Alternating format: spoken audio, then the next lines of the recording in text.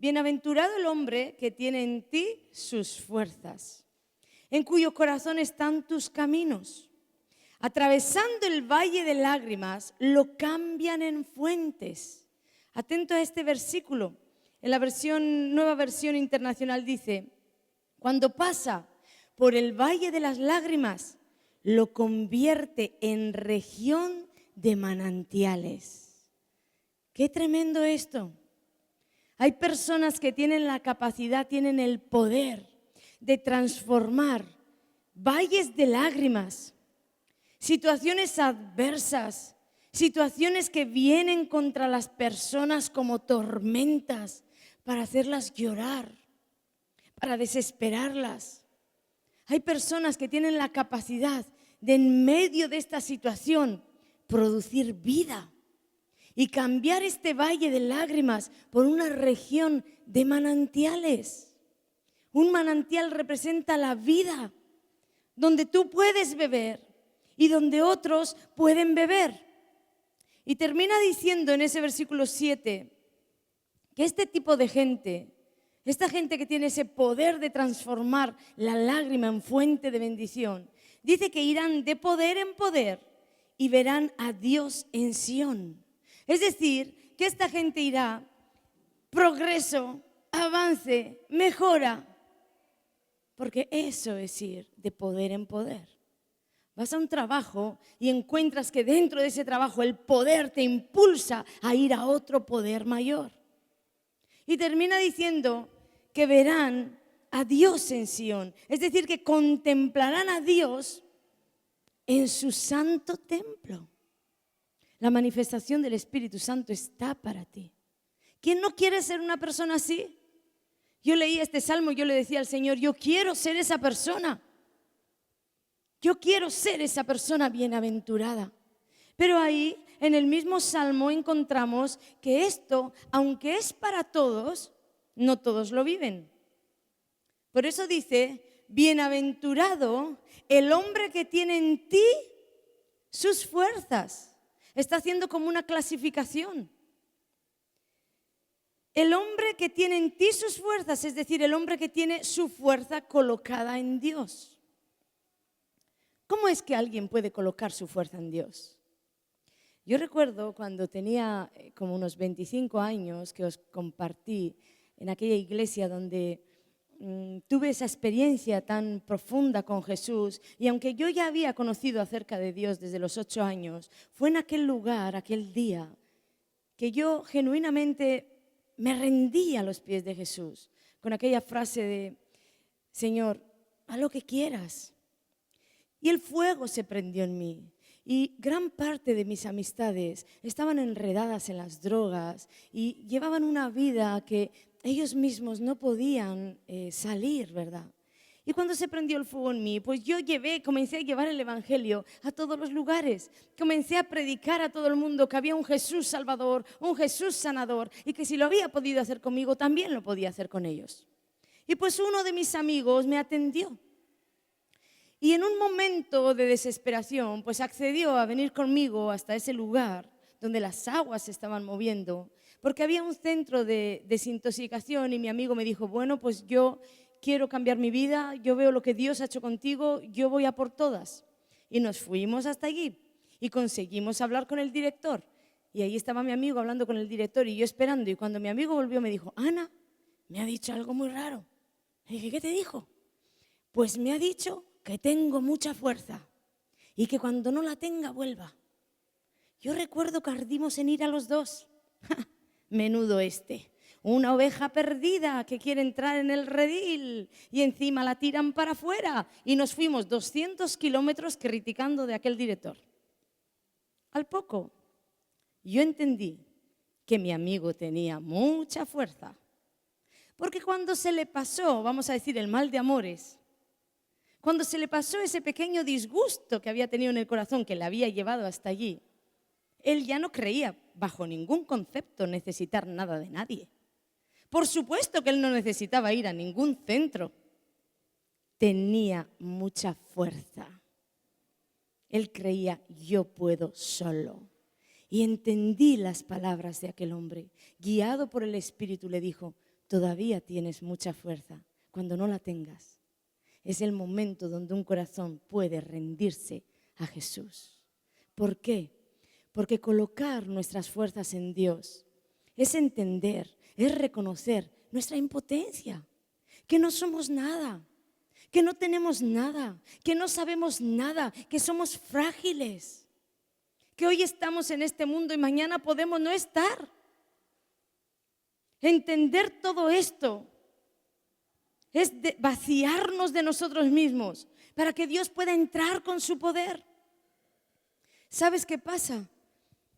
Que estas personas solo son aquellas que han sido procesadas por Dios, han sido ya trasvasadas, pasados de vasija en vasija, han sido vaciados del yo puedo, yo sé. ¿Qué me vas a contar tú a mí? A mí me hace gracia cuando hay personas que vienen a la iglesia y me dicen, llevo toda la vida en el Evangelio, no me vas a contar nada nuevo. Pues a mí Dios siempre me cuenta algo nuevo porque Dios es inescrutable. Corazones llenos de su propia fuerza. Pero Dios está buscando llamar a alguien bienaventurado, a alguien que diga, ¿sabes, Señor?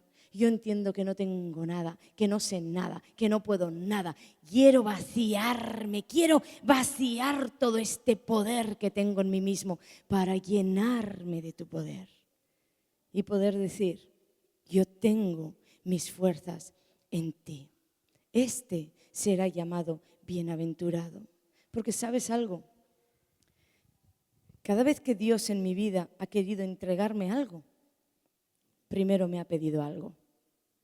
Y descubrí por qué Dios obra así. Porque muchas veces Dios nos quiere entregar de su fuerza.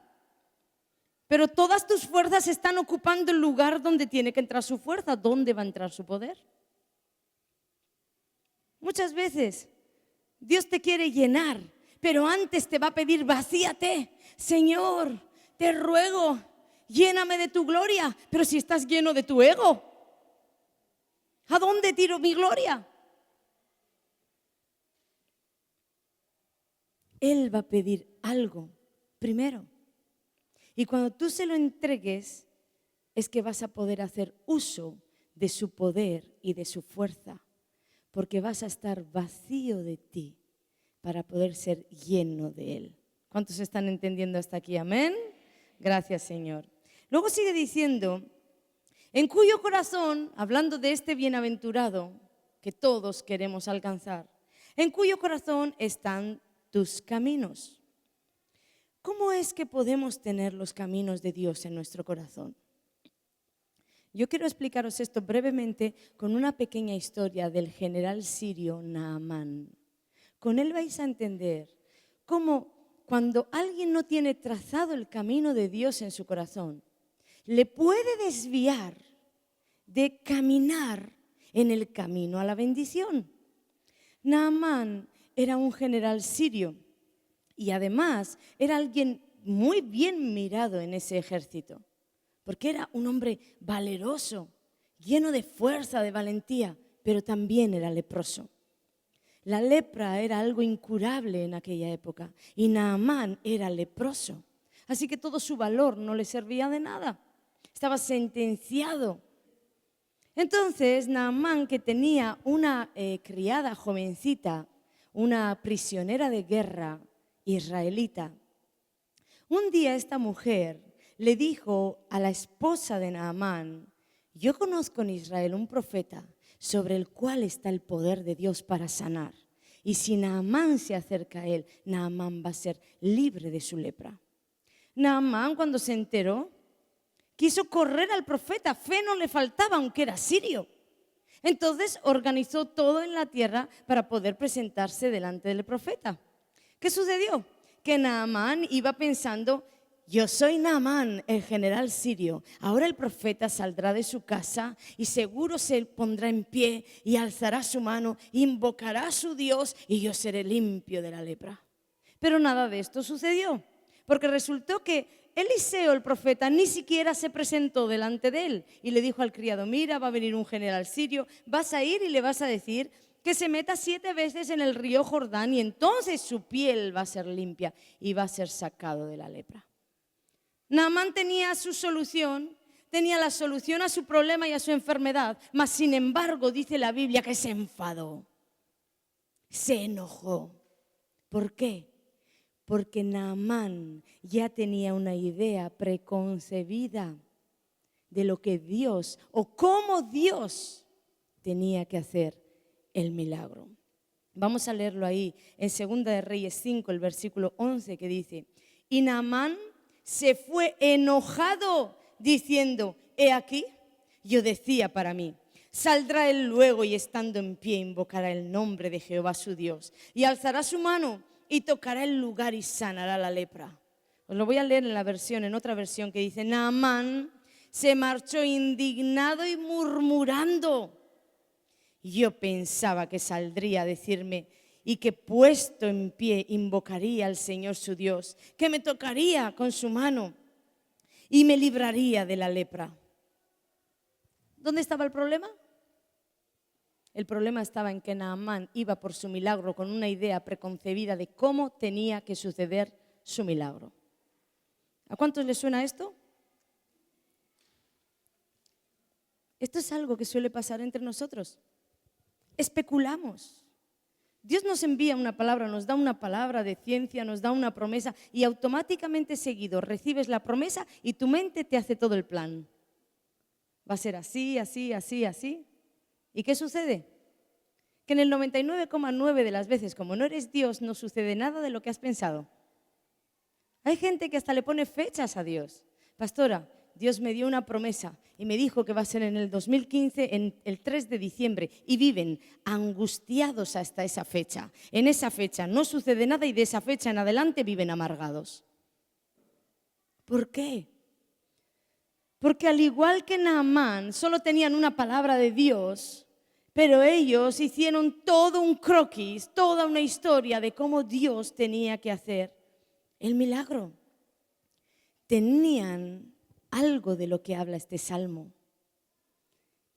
En su corazón tenían los trazos, los caminos trazados de su propia voluntad.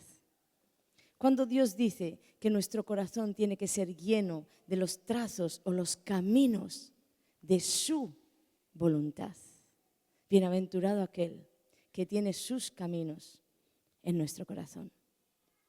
¿Estamos entendiendo? La única manera en que podemos tener sus caminos en nuestro corazón es rindiendo todo nuestro ser a Dios. Naamán casi le cuesta el milagro porque en su enfado quería marchar. Casi le cuesta el milagro. Nuestro corazón suele estar lleno de caminos trazados por nosotros mismos. Pero estos caminos que ya están trazados y preconcebidos en la mente de cómo las cosas se han de dar, nos suelen impedir caminar en el camino de la bendición. Y este salmo habla precisamente de todo lo contrario. Está hablando de un hombre que no tiene sueños. No tiene sus sueños. Tiene los sueños de Dios en el corazón. Un hombre que no tiene caminos trazados en el corazón. Tiene los caminos de Dios trazados en su corazón. Un hombre que ha entendido que es mejor vivir a la manera de Dios que a la manera del sistema del mundo. Que es mejor vivir a la manera de Dios que a la manera de una tradición. Que es mejor vivir un Dios vivo que vivir una religión. A ese hombre Dios llama ¿qué? Bienaventurado.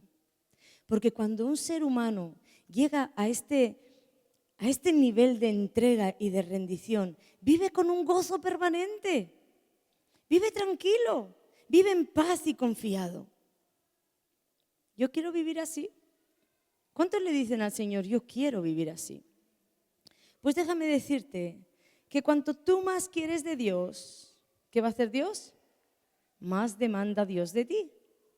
Este es el trabajo de Dios en el corazón. ¿Cuántos aquí me dicen, yo quiero todo de ti? Pues entonces Dios te va a pedir, dame todo de ti. Quiero todo de ti, Señor, está bien.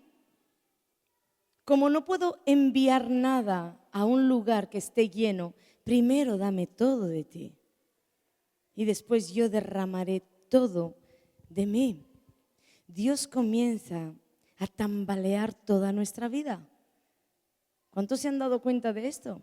Que muchas veces entramos en el Evangelio, entramos en otro nivel de gloria, entramos en una promesa y pareciera que todo se viene abajo. ¿Cuántos han experimentado esto? ¿Qué sucede? No es que se viene abajo, es que tú estabas caminando sobre castillos construidos en tu propia voluntad. Estabas caminando en tus propios caminos. Entonces Dios dice, bien, ¿me pediste todo de mí? Comencemos por destruir el todo de ti. Y es así que sentimos que nuestra vida se tambalea. Porque antes de estar en Jesús, todos nosotros hemos aprendido a caminar en la vida. ¿Cuántos aquí han conquistado a una mujer o a un hombre alguna vez, verdad? Y nosotros llegamos a Jesús y tenemos nuestros caminos trazados en el corazón de cómo debemos conquistar un hombre, cómo debemos conquistar una mujer. Pero resulta que llegas a Jesús y todo eso no vale. No sirve la seducción, no sirve la manipulación. Y empiezas a ver que tu vida se tambalea. Todos nosotros aquí, con Jesús, sin Jesús, perdón, cuando íbamos a buscar un trabajo, no teníamos seguramente ningún repelús de poner un currículum que vamos, habíamos trabajado en 25.000 sitios.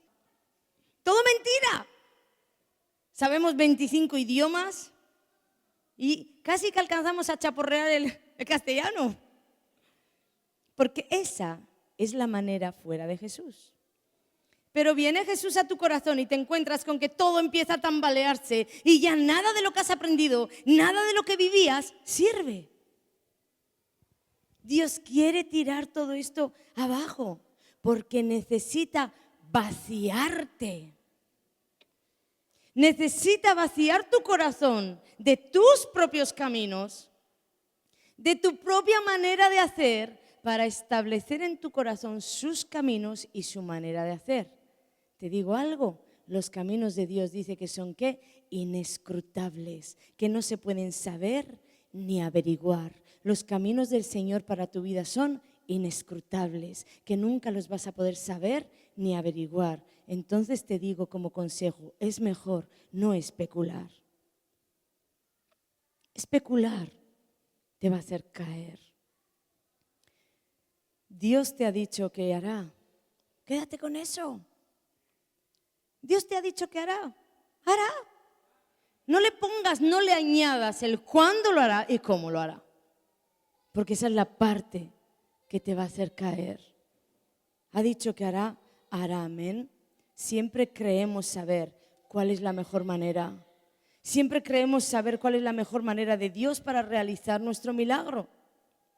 Creemos saber cuál es la mejor manera de Dios para dirigir nuestras propias vidas. ¿Sabes qué sucede? Que terminamos gobernando nosotros nuestra vida. Porque creemos saber cómo se hace. Y comenzamos a gobernarla. Creemos saber cuándo el tiempo es el perfecto.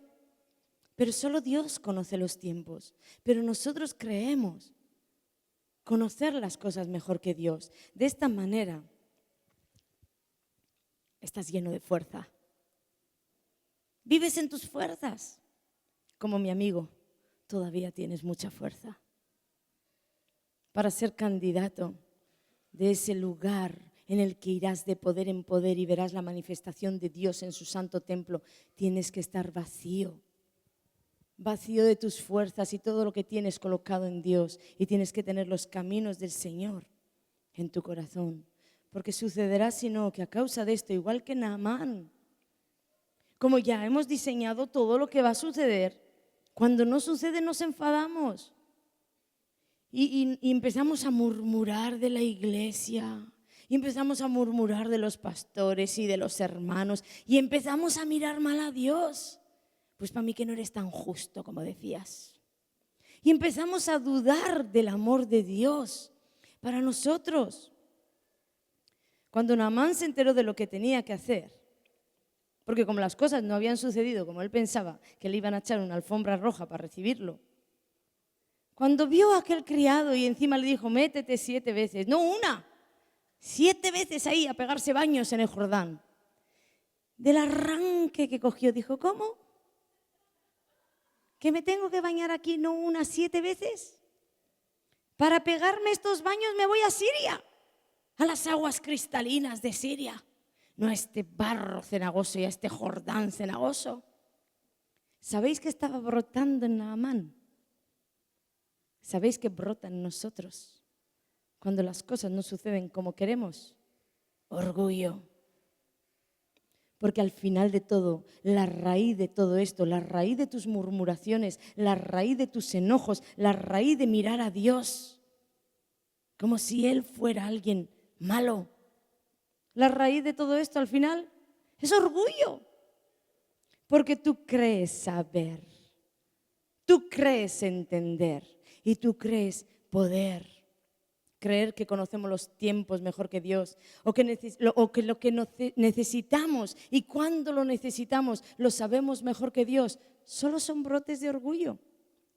Son, vamos a decir, como las flores de las raíces del orgullo en nuestro corazón. Orgullo. El orgullo a veces está además disfrazado, oculto. Yo recuerdo una vez, yo a veces quiero como hacerle entrar en razón a Dios, ¿no? Cuando hablo con Él, yo quería que Dios razonara conmigo. Mira, Señor, un hombre de Dios tremendo había caído enfermo y estábamos orando por él y finalmente pues dio el anuncio de que tenía que ser hospitalizado y ser operado, ¿no? Entonces yo me senté con el Señor y le dije, mira, Señor, yo le tenía que hacer entender a Dios. Te voy a decir algo. ¿Qué lógica tiene Dios? Este hombre que tú usas en milagros, en sanidades. Yo misma he recibido sanidad por mano de este hombre. Dios me sanó, pero lo usó a este hombre. ¿Qué lógica tiene ahora que tú permitas que él caiga en cama y que sea operado? ¿Qué van a decir los impíos de ti, Señor? ¿Dónde va a quedar tu nombre?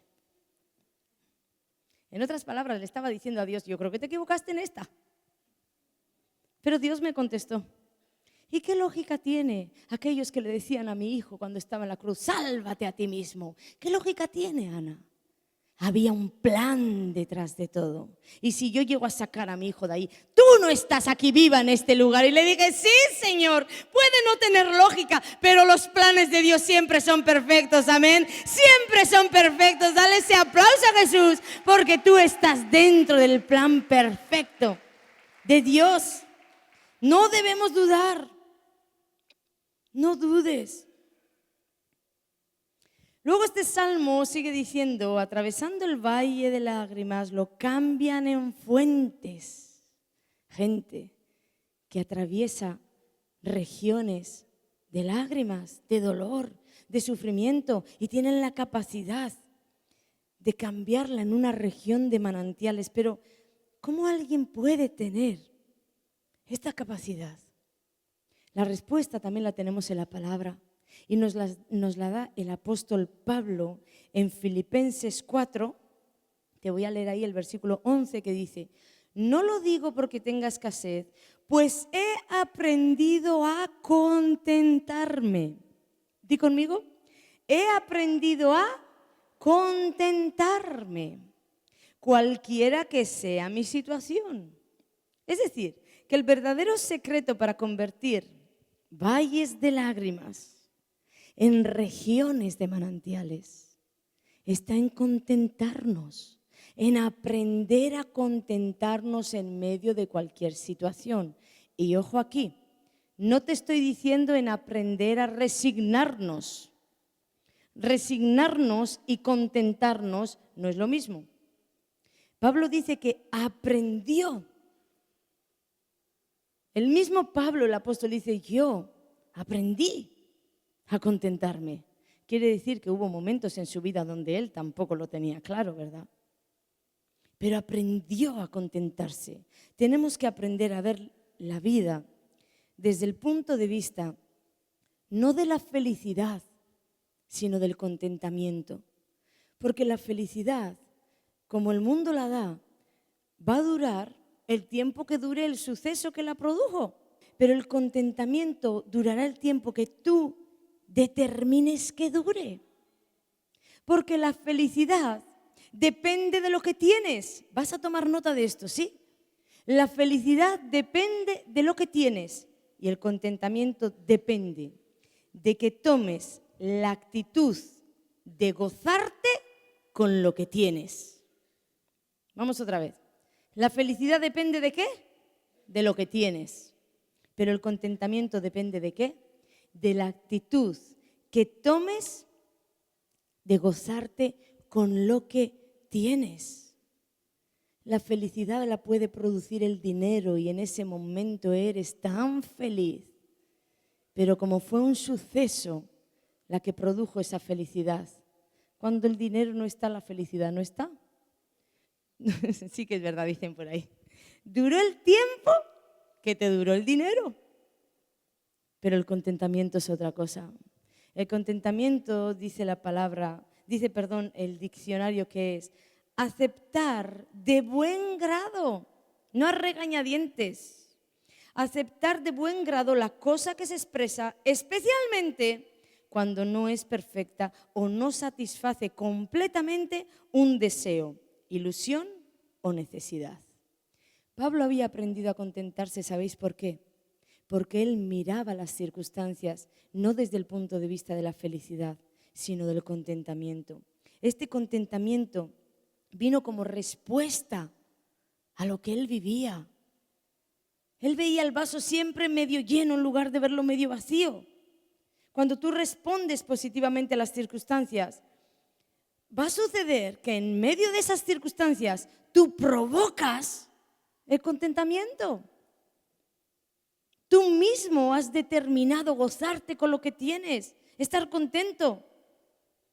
Es decir, que aprendes a contentarte con lo que tienes y esas circunstancias de tu alrededor pierden poder. Ya no tienen poder de amargarte, ya no tienen poder de castigarte mentalmente, no tienen poder de desanimarte ni de frustrarte. Te voy a poner un par de ejemplos.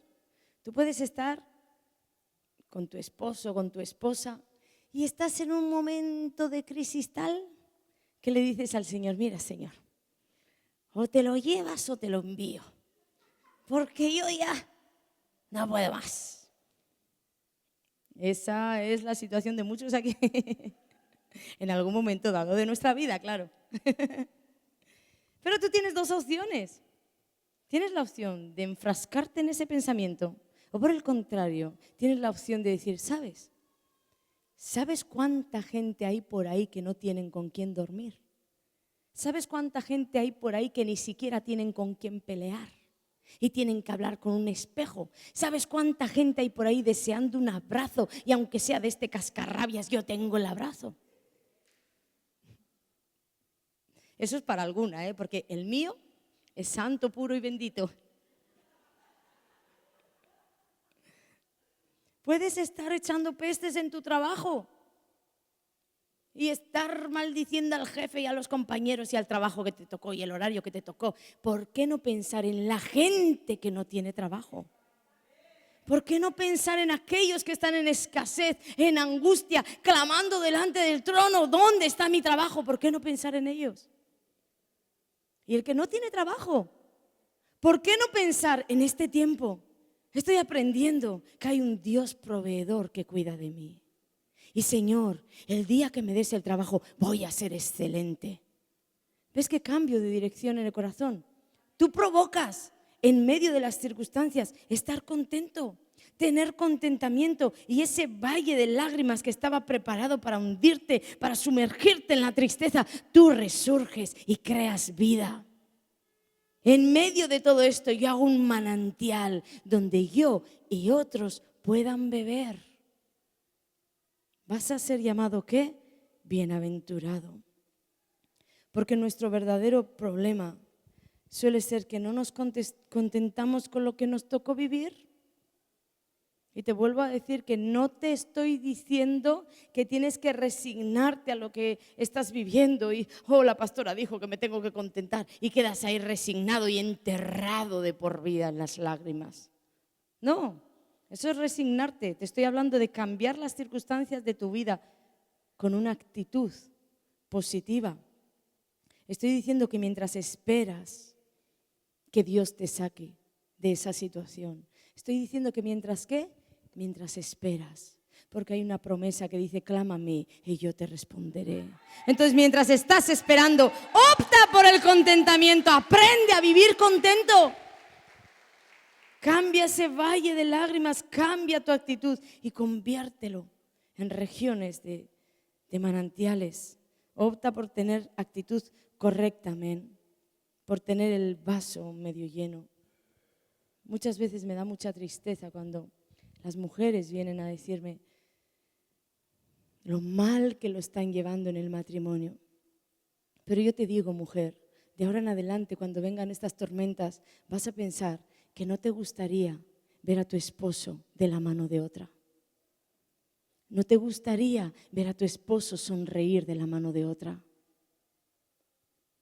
Los hombres que solo tienen queja para su mujer y andan mirando a otra mujer porque la suya es despreciable. Te voy a decir que puede haber muchos hombres que miran con buenos ojos a tu mujer y tal vez para esos hombres ella es deseable.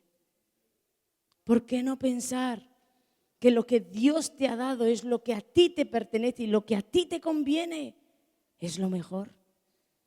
Así que mujer, mira a tu esposo, mira a tu mujer y di, es que eres lo mejor que Dios me ha dado. Amén, eres lo mejor. Así, obedientemente como veo por ahí. Lo mejor que Dios nos ha dado. ¿Por qué no determinar, ver la parte positiva en todas las cosas? Y decir, mi vaso en mi matrimonio, en mi trabajo, en mi hogar, siempre está medio lleno. Mientras otro lo ve medio vacío, tú lo ves medio lleno. Amén. Tengo momentos malos, sí. Mujeres, tenemos momentos malos, sí. Momentos de histeria, sí. Pero dormimos con alguien. ¿No? Piénsalo, mujer, hasta para desfogar esa histeria necesitas a alguien. ¿O solo lo necesito yo?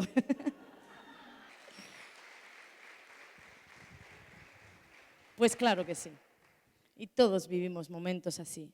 Pero donde coloca uno la mente es lo que vive. Acuérdate siempre de esto. Las mujeres solteras, tienes tiempo para el Señor, tiempo para dedicarte a la obra del Señor. ¿Sabes cuántas mujeres desearían tener ese tiempo?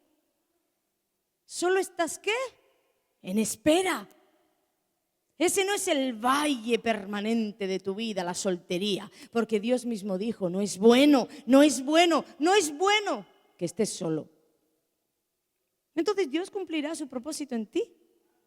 Pero espera con contentamiento, no con frustración y con amargura, porque en el mundo cronos, en el tiempo cronos, en el mundo natural, se te pasó el arroz. Pero en Dios no hay arroces si no hay tiempos de esos. Sino que se lo digan a Sara. No. Con contentamiento, que parece que el mundo no sabe lo que quiere. El que tiene porque tiene y el que no tiene porque no tiene. Y nunca estamos contentos con nada. Con nada, aprendamos a contentarnos. Primera de Timoteo 6, vamos al versículo 6. Pero gran ganancia es la piedad, ¿acompañada de qué? De contentamiento. Porque nada hemos traído a este mundo y sin duda nada podremos sacar. Nada has traído a este mundo y nada te vas a llevar. Dice el versículo 8, así que teniendo sustento y abrigo, estemos contentos con esto. Una cosa aquí, Dios no dice aquí que no te vaya a dar el resto de las cosas. Ojo, que muchas personas usan ese texto para decir, ¿ves? La Biblia dice que hay que estar contento, con abrigo y sustento. No, Dios no te está diciendo que no te va a dar las demás cosas, porque la Biblia desde el Génesis dice, fructifica, avanza, progresa. Tercera de Juan. Yo deseo que tú, amado, seas prosperado ¿en qué? En todas las cosas. No te está diciendo que es voluntad de Dios que tú quedes en ese valle de la escasez. Pero Dios está más interesado en que aprendas a vivir contento en medio de cualquier circunstancia que tú tengas abundancia.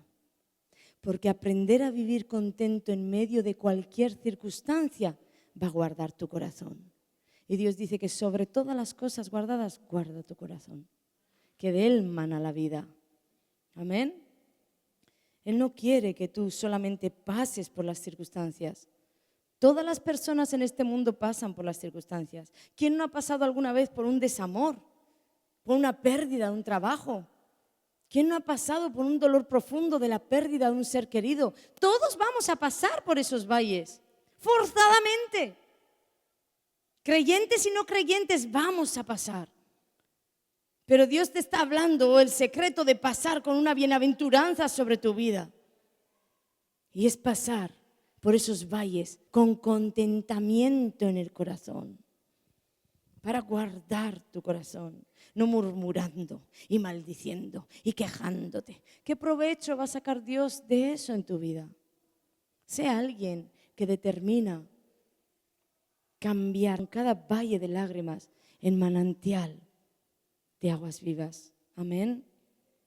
Voy a pedir, los músicos me acompañen.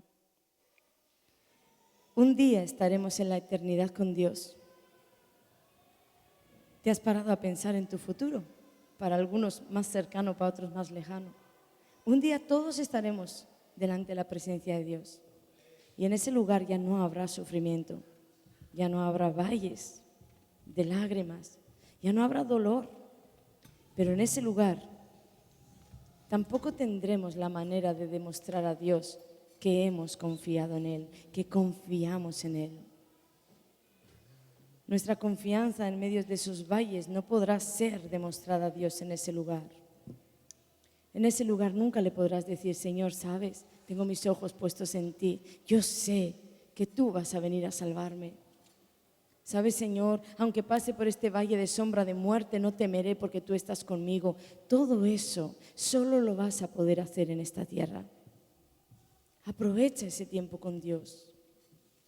Aprovecha esas oportunidades que Dios te da de tocar su corazón en medio de esos valles. Que tú le puedas decir, yo te amo y yo en ti confío. Quiero vivir esta tierra agradando tu corazón, solamente aquí.